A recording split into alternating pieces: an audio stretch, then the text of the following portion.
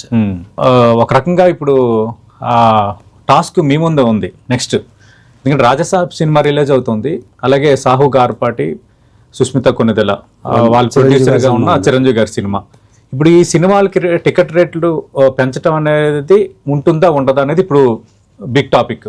అంటే మా సైడ్ నుంచి ఎఫర్ట్ పెంచాలని రిక్వెస్ట్ చేసుకోవడమే ఉంటుంది. పెంచాలా వద్దా అన్నది it's a government decision. So మా ఆర్గ్యుమెంట్ మేము పెట్టడం వరకే మేము చేయగలము. దాని తర్వాత what ever comes we need to go with it. Okay, ఎందుకంటే మొన్న అఖండ టికెట్ల వ్యవహారంలో కోర్టు ఎప్పుడైతే ఇన్వాల్వ్ అయిందో అది కోమటిరెడ్డి వెంకటరెడ్డి తెలియకుండానే జీవో వచ్చేసింది అనేది కొంత ఇష్యూ అయింది. దాంతో ఆయన ఇచ్చిన ఒక స్టేట్మెంట్, ఇక్కడ నుంచి నాకు టికెట్ రేట్లు పెంచమని ఎవరు నన్ను దయచేసి అడగొద్దని ఆయన ఒక స్టేట్మెంట్ చేసేసారు ఓపెన్గా. అలాంటప్పుడు మరి మీరు అప్రోచ్ అవుతారా అంటే ఆయనకు రాజాసాబ్కి? డెఫినెట్గా కోర్టు రూలింగ్ ఇస్తే he has to go with what.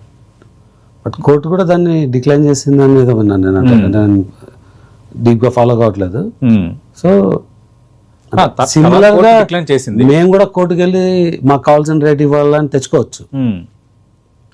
Okay, అదే there are certain rights for the producers. But ఒకవేళ టికెట్ల ధరల పెంపుకి ప్రభుత్వాలు ఒప్పుకోకపోతే కోర్టుకి వెళ్తారా? Is there any possibility? అంటే ఇట్స్ నాట్ 1 month ప్రాసెస్ అండి.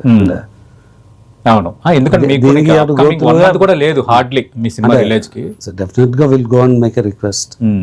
మా సైడ్ నుంచి ఆర్గ్యుమెంట్ చేస్తారు, విల్ ప్రెజెంట్. తర్వాత it's the decision of the ministry. Okay, then long టర్మ్లో అంటే మనం హైదరాబాద్ ఒక international film destination for making అనుకుంటున్నాము. మనం ఆ స్కేల్ అండ్ సైజ్ మూవీస్ చేయాలంటే ఈ ప్రైజెస్ వర్కౌట్ కాదు. ఓకే, దానికి proper representation there are different methods ఉండొచ్చు. సో అది చేయొచ్చా అంటే it all depends on future. అవును, అంటే ఇప్పుడు సంక్రాంతికి 7 సినిమాలు రిలీజ్ అవుతున్నాయి, ఖచ్చితంగా కొంత ప్రేక్షకుడిపై భారం ఉంటుంది.